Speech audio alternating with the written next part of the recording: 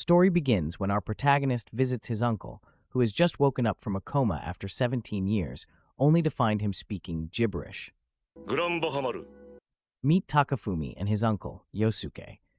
Yosuke claims to have been in an alternate world called Grand Mammal for the last 17 years. Takafumi stares in disbelief, believing his uncle must be suffering from mental damage. Sensing his disbelief, his uncle tries to prove to him he went to another world by using magic. He chants in a strange language, but nothing happens, much to Takafumi's dismay. Takafumi tries to tell him about his financial struggles and inability to support him when suddenly his uncle triggers a wind spell while using Japanese, and Takafumi realizes his uncle was telling the truth. Yosuke is a nerd and asks Takafumi about the console wars situation and how Sega is doing. He becomes distraught when he learns that Sega no longer makes consoles. He immediately writes in his notebook and chants a spell. It cures Quora. Takafumi asks what a curious Quora is, and his uncle reveals to him that it's the memory erasure spell, which he uses whenever he experiences something unbearable. However, he writes it down in his notebook before erasing it. Takafumi asks to read the notebook, which he immediately regrets, causing him to break down in tears and ask his uncle to use Akira's Quora on him. A week later, Yosuke gets discharged and moves in with Takafumi. Meanwhile, Takafumi decided to monetize his uncle's powers and started posting videos of it on YouTube, which helped to generate some ad revenue. Later, Yosuke asks Takafumi why he has such a big apartment living alone, to which he replies that it was initially a room share setup, but it didn't work out. His uncle is surprised to hear the term room share, which he has never heard of, but is happy to hear Takafumi found friends to live with. Takafumi asks his uncle about his companions in the other world, to which he informs him he was mostly solo for 17 years. The reason was that everyone in the other world was beautiful, while he was seen as a monster and got hunted down wherever he went. His uncle talks about one particular person who followed him around regularly and harassed him. He saved her life, but rather than saying thanks, she was rude to him. As his uncle continues to talk more about the person, Takafumi realizes that the girl actually liked his uncle, but was at tsundere, a concept that didn't exist 17 years ago. His uncle shifts his attention to the comments on his YouTube video, with one commenting on how fake it looked.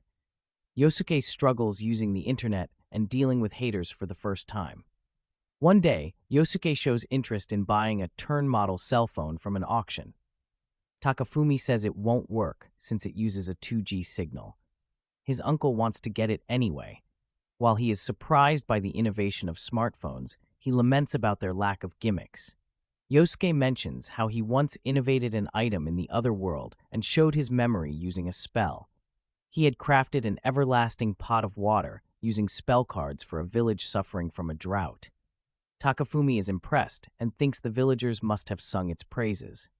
But in reality, the villagers had tried to hang him because it was sacrilegious, and they smashed it.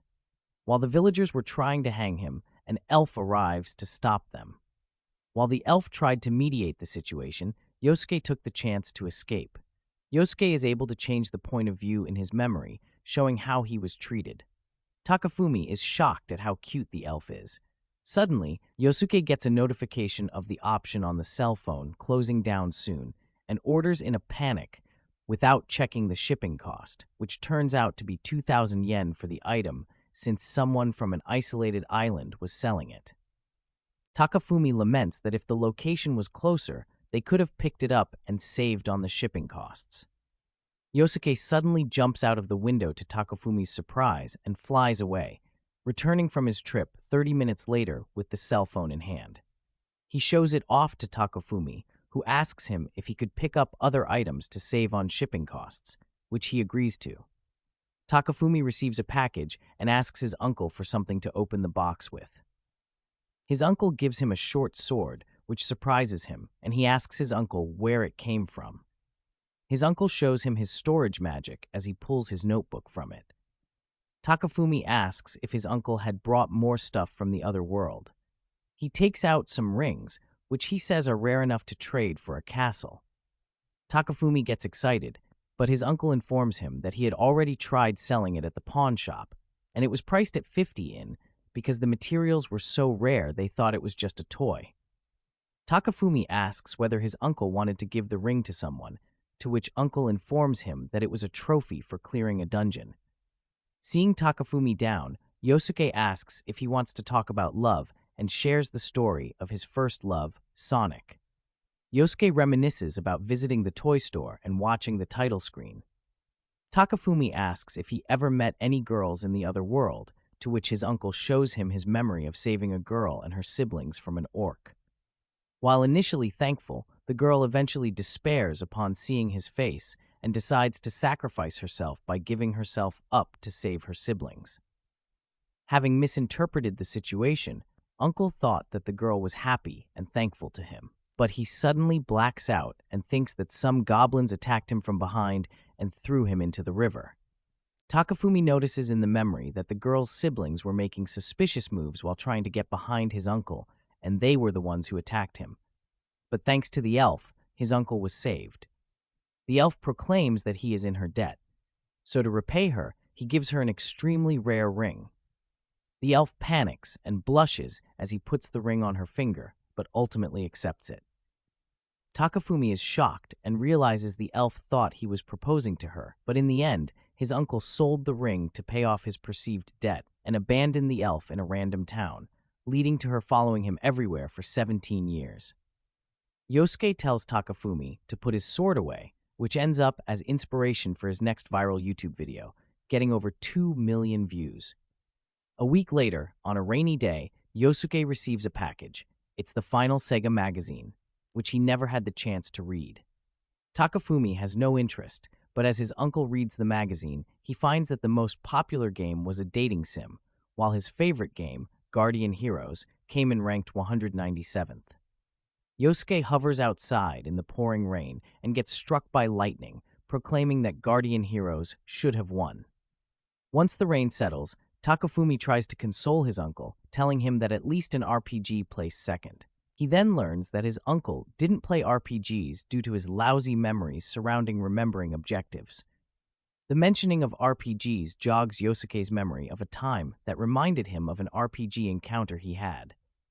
He is told about a dragon that threatens to destroy the village, and the way to defeat the dragon is with a specialized sword from the Ice Clan. However, the sword is sealed by a girl named Mabel, and he must cure her broken heart to get the sword. Upon meeting with Mabel, she tells him about a particular flower that her mother once showed her. Yosuke immediately leaves and goes straight to the dragon, slaying it himself without needing the sword.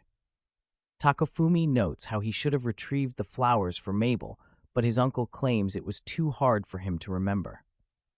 The village elder is shocked to hear he defeated the dragon without the sword, and Mabel is left to her misery. The doorbell rings, and it's a package delivery containing a Sega Saturn and 20 games. He gives it to his uncle as a gift, and his uncle is shocked. Yosuke is overjoyed, and the two play games together. On New Year's Eve, Takafumi becomes curious about what New Year's was like in the other world. His uncle shows him his memory of a New Year's Eve party that he attended. Everyone was happy and having a wonderful time, except for his uncle, who ate alone and returned to his room for the night. Takafumi is disappointed at the memory, and they go play on the Sega Saturn instead. During their game session, Yosuke reveals that Mabel did visit him that night, and Takafumi turns off the game and demands that he see what happened during her visit once again. Yosuke shows his memory, and Mabel asks how she could overcome being a coward and be strong like him. Yosuke gives her a motivational speech, but it takes a drastic turn when he learns that she's a recluse and suggests it's okay to stay that way and okay to be a coward. Mabel offers him the ice sword, but he declines it because it's too cold and the memory ends. The pair spends the rest of their New Year's Eve eating noodles and discussing games. The next day, we meet a woman named Fujimiya. She is creeped out when she sees Yosuke on a bench talking to himself. As she walks away, she runs into Takafumi. They haven't seen each other since childhood, and they briefly chat. Takafumi invites her over to visit his place, which Fujimiya agrees to, but tells him she'll come over after dropping off her groceries. 30 minutes later, Fujimiya arrives and receives a text from Takafumi about how he's out getting snacks but will be home soon. Fujimiya enters the place, and shortly after, Yosuke arrives, landing on the balcony. Yosuke notices her and charges at her, pinning her down and attempts to erase her memory of what she saw. But Takafumi returns just in time and stops him, explaining that she's his friend. Upon hearing this, Yosuke offers his apology and thanks Fujimiya for being Takafumi's friend. Afterward, Takafumi tries to explain how his uncle can use magic and as a YouTuber. However, Fujimiya believes Yosuke is crazy and is taking advantage of Takafumi's kindness, proclaiming that Yosuke should leave Takafumi's life and live his own. Yosuke deduces that she likes Takafumi despite her denying it, and Takafumi claiming they're just friends. Yosuke doesn't buy it. Yosuke dashes behind Fujimiya and reads her mind. He finds out she changed her outfit and even showered before coming, causing her to be embarrassed. The doorbell rings and Yosuke goes to answer it. Fujimiya suggests that Takafumi cut ties with his uncle, even offering to help him with rent, which he mistakes as her wanting to be roommates. One day, as Takafumi returns home, he finds a confused-looking Fujimiya with the elf from the other world. 75 minutes earlier, Takafumi tells his uncle that Fujimiya will be coming over. He then reads his uncle's email, which his uncle ignored because it was in English and he couldn't read it. Takafumi tells him it's a message from YouTube and warns his uncle he will soon be jobless. YouTube changed the requirement to earn money to having 1,000 subscribers and 4,000 hours of watch time. His uncle's channel has enough watch time, but only 812 subscribers. Takafumi sees that his uncle's low subscriber count is due to his uncle's rude replies in the comments, insisting that his magic is real. Being in such a stressful predicament reminds Takafumi about a time in the other world when the defensive barrier of the sealed city broke and 1,000 monsters invaded. After hearing this, Takafumi is dying to know what happened. Yosuke shows his memory. He sees an enormous barrier surrounding the entire city. The residents become alarmed, thinking he is an orc, but the elf is there and says he only looks like an orc, reasoning that if he was really an orc, the barrier would have killed him. The elf goes on to explain that the barrier is to ward off mythical beasts in the surrounding area. Yosuke summons his 2 energy swords, which shoot a beam of energy, destroying the barrier. The residents panic as Takafumi is left speechless. He questions why his uncle would do such a thing, only to learn his uncle just wanted to see if he could.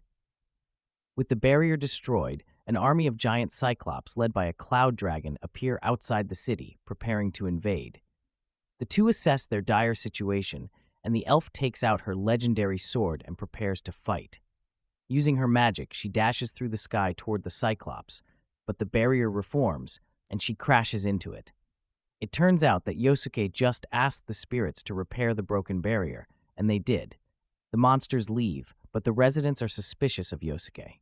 However, the elf diffuses the situation, and in return for not telling everyone it was him that broke the barrier, she asks Yosuke to take her on a date. Takafumi is overjoyed at the result, but Yosuke ends up skipping town. Takafumi is horrified. His uncle fled to avoid being blackmailed by her.